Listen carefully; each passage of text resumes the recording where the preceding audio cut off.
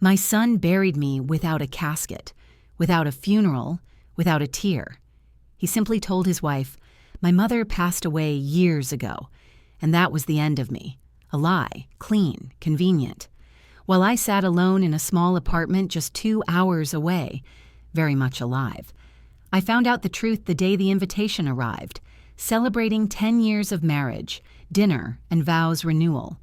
The envelope addressed to Ms. Evelyn Carter, in loving memory, as if I were mail returned from the dead. Jaden forgot one detail when he erased me. I own the house he lives in. Every birthday, every anniversary, every celebration. Under a roof I paid for. He thought silence would keep me buried. He thought distance would keep me forgotten. He thought wrong. So I dressed in my finest black silk. Not a mourning black, a burial black. For the relationship I once fought to keep alive. When the maitre d' pulled out my chair at the head table, Jaden paled, his wine glass trembling like truth trying to escape. His wife stared, confused. "You said she was dead," she whispered. "I am," I said softly, "to him." Then I smiled, slow and sharp, because I didn't come back to reunite. I came back to ruin. And by the end of that night, he would wish his lie had been true. Stay with me. You'll see exactly what happens when the dead walk in at the perfect moment. Jaden always hated the truth, that he came from a woman who survived more than he ever had to. He preferred the version of himself he performed for others. Successful husband, devoted provider, man with a perfectly curated family. A living mother didn't fit into that narrative. Especially one who remembered who he was before the mask. Layla, his wife, only knew a polished story. Jaden, the orphaned golden boy who rose from tragedy into triumph. Tragedy being me. He erased the woman who stayed up through college applications, who fed him dinner on nights his father forgot he existed, who sold her wedding ring so he could attend the school he bragged about attending. Erased with a single sentence. My mother passed away. In Layla's world, dead mothers don't show up at the door, but I didn't knock on polite terms. I watched them from a distance for years. Dinners I wasn't invited to, holidays where an empty chair held the place of a lie. Every once in a while, I'd ask Jaden to visit. He always had an excuse. "We're busy. We're traveling. It's not a good time." Layla gets emotional talking about parents. There's a special cruelty in the lie that keeps a mother hopeful.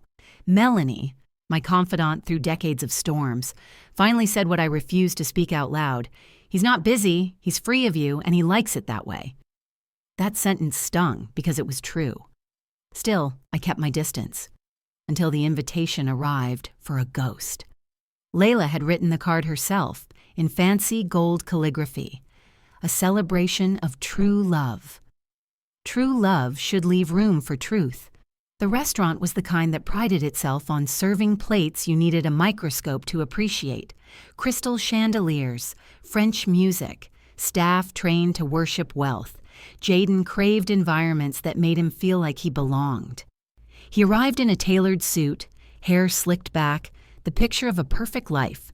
Layla glowed in a silver gown, her hand resting lovingly on the man who lied about death with casual ease. Guests poured into the room, laughing, toasting, complimenting the beautiful couple's resilience. Resilience built on what? Imagination? The maitre d' scanned his list and smiled as he saw my name. "Right this way, Mrs. Carter." Mrs. Carter, a title my son revoked in silence. When I stepped into the room, a chill spread like candlelight blown across the tables. Layla noticed me first. She smiled warmly, the smile of a stranger greeting a friend she hasn't made yet. Then she looked at Jaden. His expression cracked. He turned pale, the kind of shock that isn't loud, but devastating. Layla whispered, "Who is she?" Jaden's jaw locked. His eyes begged me for mercy I didn't come to give. He said nothing.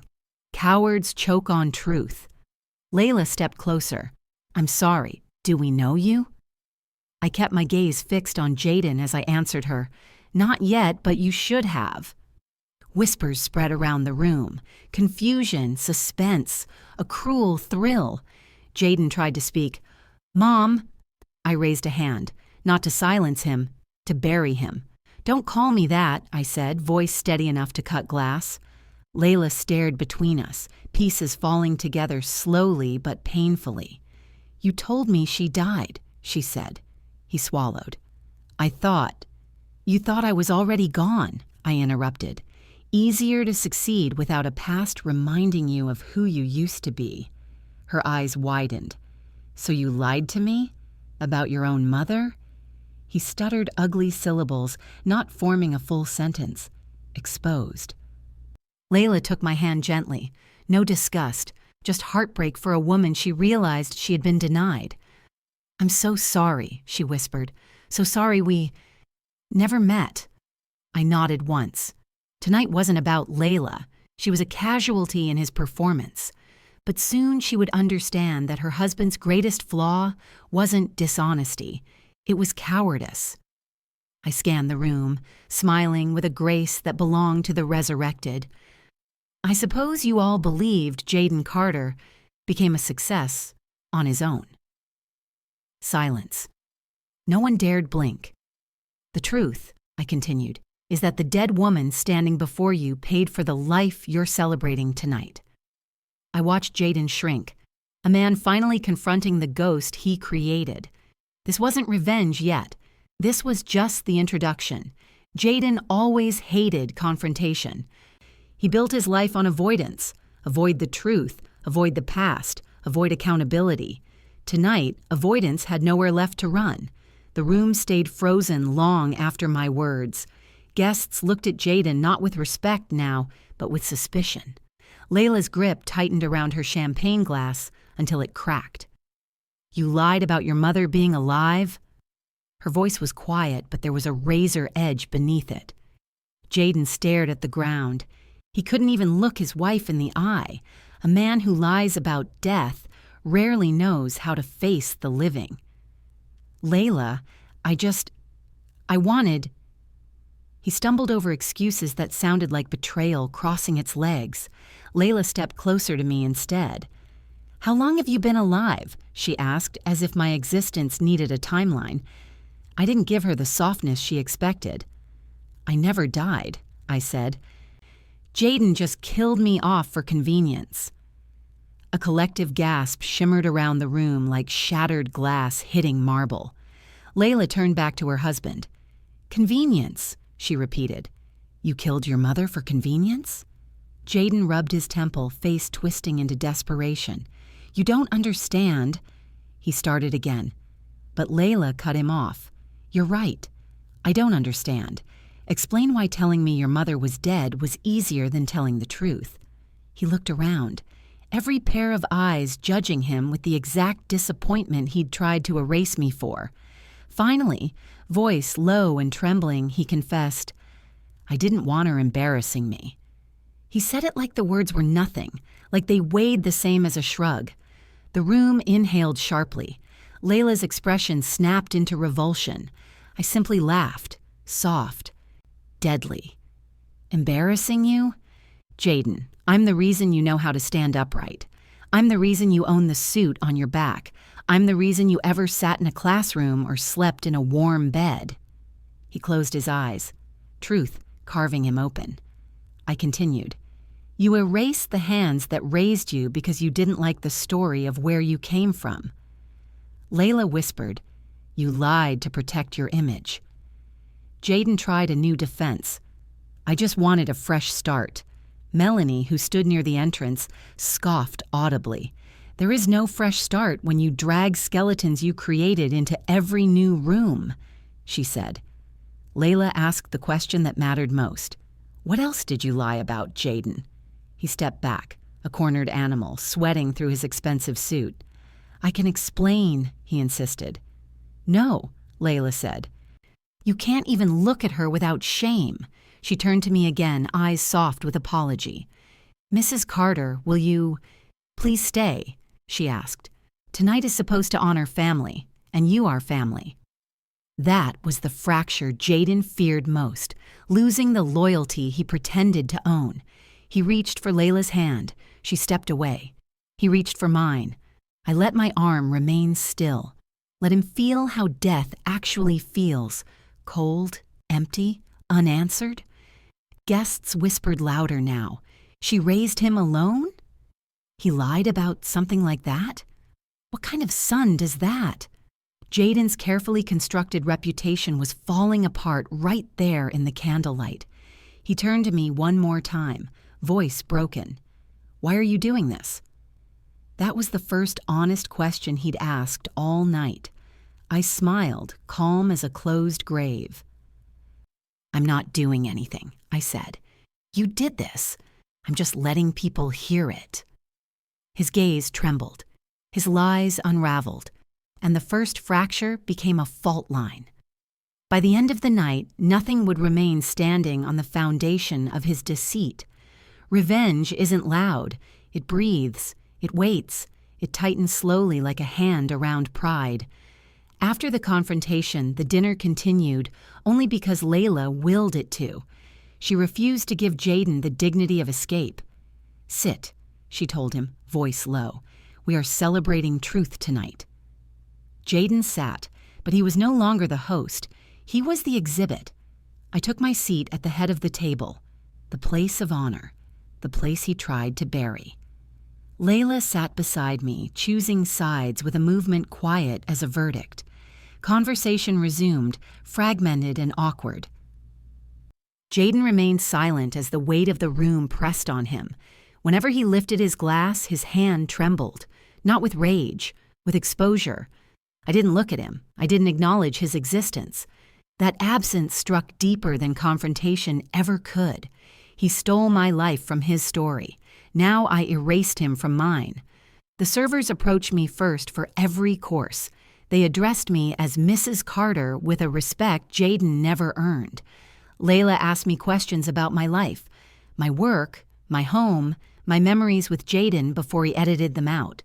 Every answer burned the false narrative he had sold her. Jaden stared at his plate, a child sitting through discipline disguised as dinner. Melanie leaned in and whispered to me, "You're handling him like a surgeon, cutting precisely where it hurts." She wasn't wrong.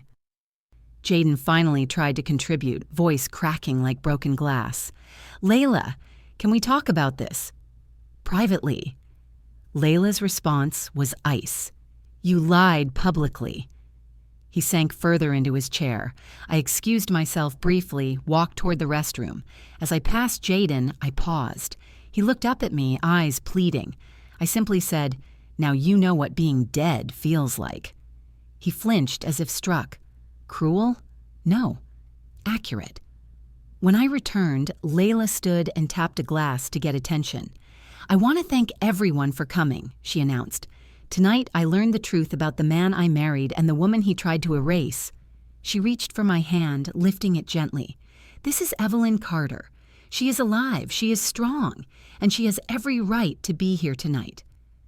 The applause that followed landed like nails sealing a coffin. Jaden's coffin. His face crumpled, not with grief, but with the terrible realization that he had lost control of the narrative he once curated so carefully. The room now saw him not as someone admirable, but as someone capable of burying his own mother for better social optics. After dessert, I rose to leave. Layla offered to walk me out. Jaden followed a few steps behind, the guilty shadow of the night. Outside, the cool air tasted clean, like the beginning of justice. Layla took my hands, tearful but composed. "Evelyn, I was proud of my husband because of the story he told me," she said. "I'm ashamed of him now because of the truth you showed me. A wound for him, a restoration for me." Jaden opened his mouth to speak, but Layla held up a hand. "No, you've done enough talking." She hugged me, tightly, respectfully, rightfully. "Thank you for coming back," she whispered. I glanced at Jaden one final time that night. He looked like a man witnessing his own life collapse in slow motion. He killed me in his story once. Now he'd watch me live while he lost everything he lied to keep. Jaden always believed the past could be deleted with distance, but buried truths rot, and rot rises. 2 days after the anniversary dinner, Layla appeared on my doorstep. Her eyes were swollen, not from lack of sleep, from too much discovery. "May I come in?" she asked. She entered with hesitation, like stepping into the house of a ghost she now knew had been forced to haunt silently. "I went through his files," she confessed. "Photos, letters, documents. I saw everything he hid from me." She held a stack of envelopes with my handwriting. All the letters I sent Jaden over the years. They were never opened. She laid them on my coffee table like evidence. "He told me you never cared," Layla said quietly, "that you abandoned him." I answered calmly, "A lie that spares the liar always wounds someone else." Next, she took out a folded receipt, a college tuition payment, my signature at the bottom. "He never paid a dime," I said. "He paid in excuses. I paid in sacrifices." Layla nodded. Her voice was thin but steady. And then I found this. She handed me a medical bill, one I recognized from a hospital where Jaden once stayed overnight after a sports injury. He told Layla he worked double shifts to cover it. My name was all over the payment line. "He tried to convince me he built himself alone," she whispered. "Jaden undermined his roots so he could pretend he grew taller than the tree that raised him." I lifted my tea calmly and asked, "What did he say when you confronted him?" "He begged me not to tell you," Layla replied. "He said you'd take everything away." I smiled, the kind of smile that holds teeth behind velvet. "Maybe he finally understands the truth," I said. "I built his world. I can dismantle it." Layla didn't argue. She just unfolded one final paper, a real estate contract, my house, my name, my signature. Except the signature wasn't mine. Jaden forged a transfer of ownership, illegal, sloppy, desperate. "Why?" Layla asked. "Why would he want to separate you from this house?" The answer was old, worn, predictable. Shame. He hated the reminders of everything he owed me, so he decided to steal the evidence. "He told me I had no one," he once said. "He said mothers die eventually." Layla's voice hardened. "He lied to you to be free. He lied to me to look strong. He lied to everyone to feel loved." I didn't break down. I didn't rage. I simply stood with the steadiness age had gifted me. "How far are you willing to go?" I asked. Layla's response was immediate. "As far as you need." Cold loyalty, born not from affection but from betrayal she never saw coming. She handed me her phone. A recording was open. Jaden's voice. "She'll die someday. Might as well say it already. It makes the story cleaner." That was his legacy. That was my son. I placed the phone down neatly. "Thank you, Layla. I'll handle the rest." She nodded, relieved to let the weight fall into competent hands. As she left, Melanie walked in through the back door. "He forged the house papers," I announced. Melanie smiled like a woman who loved justice. "Good. That means you control the ending legally and morally." I watched the door close behind Layla and knew exactly what must happen next. Jaden wanted a life without me in it. I would grant him that wish in full. He wrote me out of his narrative. Now I would return the favor, officially and permanently. His lie was a gravestone he crafted with his own hands, and I was done being buried. The morning after Layla's visit, I called my lawyer. Simone Hale wasn't the kind of attorney who wore pity on her face. She wore precision, tailored and lethal. I handed her the forged house documents. She scanned them once and nodded. "Forgery. Fraud. Property theft attempt," she listed calmly. "Do you wish to press charges?" "Not yet," I said. "We must build pressure first." Simone smiled. "You want him to feel the collapse before it hits." She understood me well. Next, I gave her the recording. Jaden's own voice writing his confession. She listened without blinking. "He will be defenseless." "That's the point," I answered. Jaden wanted a life without the mother who built his world. I would give it to him. piece by piece until nothing was left but the truth he ran from. Simone prepared papers, silent soldiers marching toward a war only I would win. Later that day, Jaden finally showed up. He didn't knock. He barged in as if he still had that right. "You're destroying my life," he accused. "I'm only showing your wife the life you destroyed," I replied. His hands shook. Fear had finally met its owner. "You can't take everything from me," he said.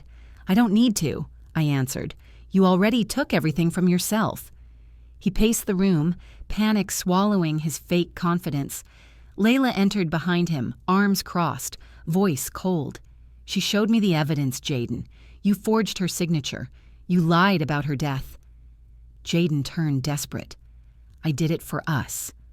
For our future." Layla didn't soften. "That future isn't built on corpses." His head snapped toward me. "She's poisoning you," he insisted. Layla responded, "You did that all on your own." He ran a hand through his hair, breath short. "What do you want?" he finally asked me. Everything in that question tasted like resignation. I didn't raise my voice. I didn't show satisfaction. "I want you to understand what death feels like," I said. "Not the act, the absence." He froze. "I am removing myself from your life," I continued. "Legally, financially, permanently." His mouth fell open. He expected vengeance, anger, screaming. But ice burns deeper than fire. "That's it?" he asked. "No forgiveness?" I looked at him and saw the little boy he once was, scared of being alone. But he killed that child in himself, long before he killed me in his story. "You already buried me," I said. "I'm just choosing the cemetery." Layla whispered, "What happens next?" I slid a manila envelope across the table. Inside were documents removing Jaden from my property, from my trust, from my will, from my emergency contacts, from my life. Effective immediately, I said. Jaden shook his head violently. "You can't erase me." I smiled, the cold kind. "You erased me first." He staggered back, a man with no ground left. Layla didn't move to help him. She simply watched the truth tighten its grip. He whispered one more time, a child begging the woman he betrayed. "Mom, that woman died years ago," I said. "Remember? You told everyone." His final tear didn't soften me. He left without closing the door. He didn't notice. Silence closes doors better than hands ever could. Melanie stepped from the hallway, having witnessed every second. "You didn't break him," she said. "No," I replied. "I let him break himself." Simone returned later with the final detail. "The house deed has been corrected. His fraud attempt is documented. We hold all the cards." Good. Jaden thought he could rewrite my story. Now he's just a footnote in the one he tried to erase. 3 days passed before the collapse began. Jaden tried to act normal at work, but normal doesn't survive when everyone learns you buried your own mother in words. His company hosted a client lunch, smiles, deals, handshakes, until someone brought up the anniversary dinner. "So your mother is alive?" they asked casually, like discussing the weather. Jaden froze. The client chuckled lightly. A dramatic strategy to get sympathy, but a bit extreme? Jaden stammered out a denial, too fast, too loud, and the table went silent. The boss called him into the office afterward, asked questions, requested documentation. Truth began demanding receipts. Word spread faster than explanation. He became the man who lied about the dead, a living disgrace. Meanwhile, Layla wasn't just angry. She was investigating. She went through financial records. She found more forged signatures. She found credit cards opened in both their names using my social security number. Information he only had because I trusted him long ago. Simone reviewed everything, each document another nail in the coffin Jaden built for himself. Layla confronted him one evening. Melanie and I watched from my porch, blinds open just enough. "You didn't just kill your mother," she said. "You tried to steal from her." Jaden swore wildly. "It was temporary. I needed the money. I would have paid it back. Layla's voice cut through his excuses. You buried the woman who raised you so you could feel taller in front of me. That is not a man. That is a coward hiding behind lies. He collapsed into a chair, face buried in his hands. What do I have left? He muttered. Truth, Layla answered, and a chance to speak it publicly. It wasn't an offer. It was a sentence. She led him to my house like an officer escorting the guilty. I waited in the living room, standing, because I refused to sit in the presence of a man who laid me in a grave of convenience. Jaden could not meet my eyes. Layla held out her phone and pressed record. You have something to say, she told him. Jaden looked up at his wife, then finally at me. His voice broke, revealing the boy beneath the polished man. I lied because I was ashamed, he said. I didn't want Layla to know I grew up with nothing. I answered bluntly, You grew up with me. That is not nothing. He nodded, humiliation searing through him. I wanted to rewrite myself, make my life look cleaner, more impressive. And I thought removing you would remove the parts I hated. A long silence followed. Layla spoke next, her voice steady in judgment. You hated where you came from because you didn't earn where you arrived. Jaden swallowed. I'm sorry, he whispered, to both of you. I watched him, a man stripped of illusion. But apology is not resurrection, not enough to bring me back into his narrative. He looked directly into the camera. My mother is alive. She supported me. She paid for my education. She gave me everything. And I repaid her by pretending she didn't exist. His breath hitched. He didn't pause because pain wouldn't let him break rhythm. I told people she died, and she is the reason I live. I am ashamed of what I did. Layla stopped recording. There was no applause.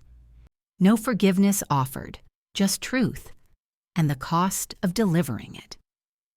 Jaden reached for my hand. I stepped back.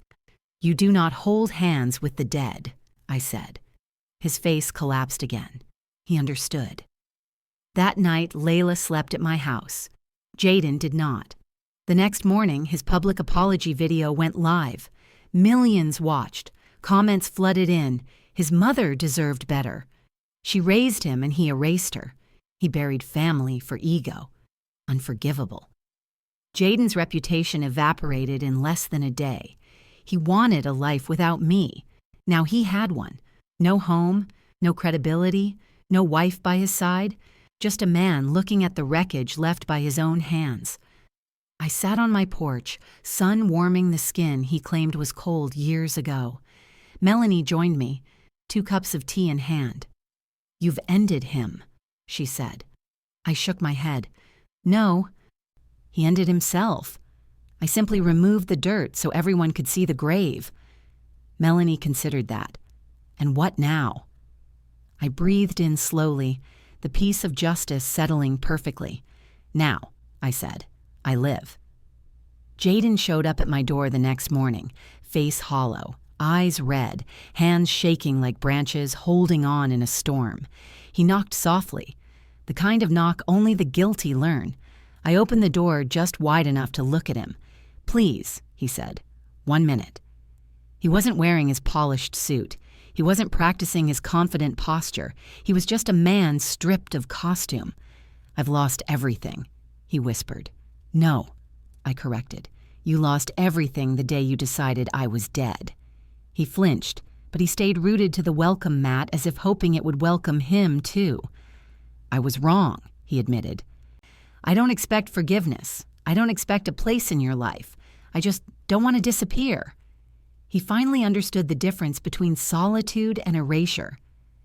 I stepped outside, closed the door behind me, a barrier forming physically the boundary he earned emotionally. You didn't just lie about me, I said. You deprived your wife of a mother-in-law. You deprived your future children of a grandmother. You deprived yourself of the love that would have carried you further than any lie ever could. He swallowed the truth like a blade. Layla arrived minutes later, She didn't rush to his side. She stood next to me. Unity, a visual declaration of where loyalty now lived. "Jaden," she said slowly, "our marriage was built on a story I didn't know was fiction." He reached for her hand.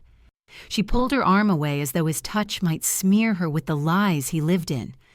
"I need space," she said. "Not because she convinced me, but because you lied so well I believed your fantasy over her existence." Her words were the final swing of the axe. Jaden looked at both of us with realization dawning too late. "You're both abandoning me," he said. "No," I answered. "You abandoned us first. You just didn't expect us to walk away from the grave you dug." Tears finally broke through, and he didn't bother to hide them. He turned to Layla. "Is there any chance left?" he begged. Layla inhaled, steadying herself. "I don't know who you are," she said. "And until I do, I refuse to be married to a stranger." Jaden's chest caved inward as though he'd been struck. He took one step toward me like a child stumbling home. "Mom, my name is Evelyn," I replied, "and you don't get to call for the dead." The line hit harder than any raised hand could. He stumbled backward down the porch stairs, unable to find his footing. I didn't reach out. Neither did Layla. He walked away head bowed, hope bleeding out with every step. I watched him go. Melanie once said, "Some men need to break, to realize they were holding the hammer." Jaden had broken more than trust. He had broken his place in my life.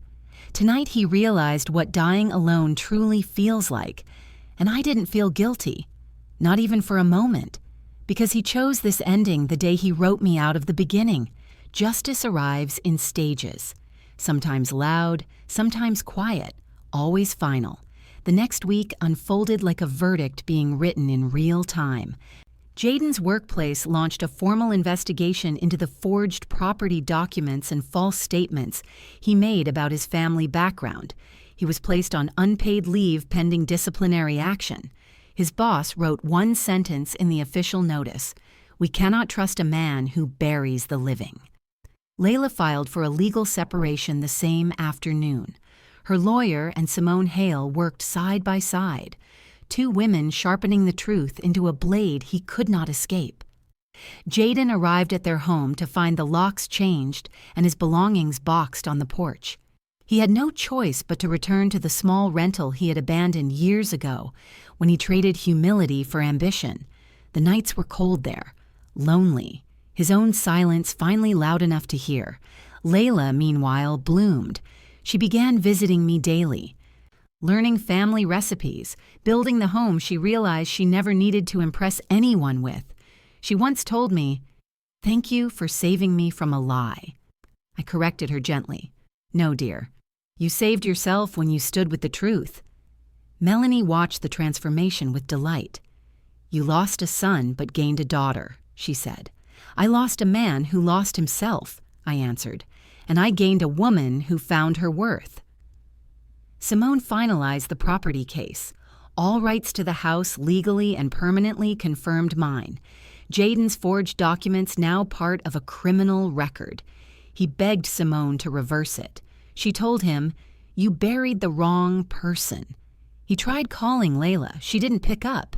He tried calling me. His number was blocked. Jaden wasn't just alone. He was irrelevant. One afternoon, I received a letter from him. The first handwritten message in a decade. He wrote, "Mom, please, let's talk. I have nothing left." I folded it neatly and placed it in a drawer labeled Past, because I had made peace with the funeral he chose for our relationship. He could grieve now, alone. A week later, the restaurant where the anniversary dinner was held sent me an invitation. "Ms. Carter, we would be honored to have you join us as our VIP guest for the spring gala. Your grace inspired many." Grace. Funny thing, how people praise the dead only after they rise. Layla accompanied me to the event, elegant, whole, unafraid. When guests asked where Jaden was, she responded with a simple, perfect line: "He's no longer part of our story." Jaden once erased me to polish his reputation. but now my presence was the source of dignity, and his absence was the punchline. As Layla and I left that night, she linked arms with me like family always should. "You deserve this peace," she said. Peace, a luxury I built with resilience, a luxury he forfeited by choice. I watched the streetlights pass through the car window and realized I wasn't living in his world anymore. He was forgotten in mine. Justice didn't destroy him. His decisions did. All I did was stop pretending I was dead for a son who needed me gone to breathe easier. Now he can breathe freely in the world he chose. A life without me. A life he buried himself in. Peace is quieter than revenge and far more satisfying. Weeks passed, and the seasons softened. My garden bloomed brighter than it had in years. Roses, lilies, hydrangeas, roots that stayed loyal unlike the child I once raised. I began volunteering at the community center, teaching cooking classes to young mothers who understood the value of an open door and a shared meal. Layla joined me often, not as a guest, but as a partner. She no longer carried the weight of pretending her marriage was built on righteousness. She chose truth even when it cost her comfort. One afternoon after class, she lingered by the counter, hands wrapped around a warm cup of tea. "I used to admire Jaden," she said quietly. "I thought he was strength with scars. Now I realize he was vanity with armor." "He was afraid of anyone seeing who he truly was," I replied, "even those who loved him most." She nodded. "And you?" she asked. "Do you ever regret what you did?" I looked out the window, sunlight catching the silver in my hair. "No," I said, steady. "I regret waiting so long to stop protecting someone who never protected me." Layla touched my arm gently. "You are the strongest woman I know," she whispered. Strength, I realized, wasn't in enduring betrayal. It was in refusing to tolerate it forever. Melanie visited later that evening, arms full of groceries we didn't need, but she insisted on carrying. "You look different," she observed. "I feel alive," I said. And I did. For the first time in years, I wasn't living in the shadow of someone else's shame. I had reclaimed my story from the son who scribbled me out. That night, as I closed the curtains, I allowed myself one final thought of Jaden. He told the world I was dead so he wouldn't have to face the woman who raised him to be better. But I am very much alive. Alive in every step I take that he once tried to erase. Alive in the respect Layla shows me without being asked. Alive in the laughter Melanie brings into my quiet home. Alive in every truth I no longer swallow to make others comfortable. My son killed my place in his life. I buried any desire to return. Some relationships deserve a funeral. He gave me one. And I walked out of the grave wearing black silk and a smile. 5 years later, I wake up to sunlight instead of waiting for someone's approval to turn on the day. My home is filled with fresh paint, new curtains, a garden that refuses to die the way my son wished I had. Layla visits with 2 children, a boy and a girl, their laughter echoing through halls, once silenced by absence. They call me Grandma Evie. Names carry power when they are spoken with love. Layla never remarried Jaden. She built a life with someone who respects her truth instead of rewriting it. Sometimes she apologizes for everything she didn't see sooner. I always tell her the same thing. Blindness is temporary.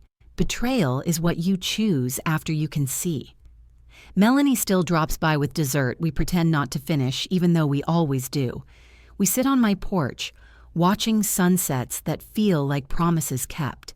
And when Jaden crosses my thoughts, I allow only one conclusion.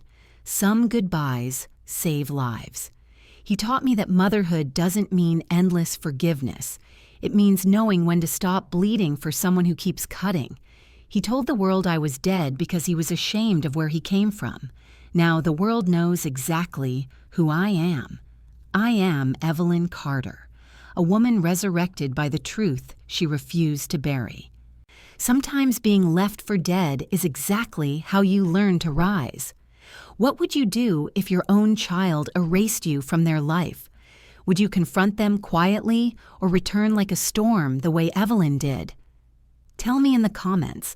I want to read your story too, and if you've ever been dismissed, overlooked, or unappreciated, this story is for you. Share your story below. Your voice might help someone heal too. And don't forget to like and subscribe for more powerful stories. And tell me in the comments where in the world you are listening from.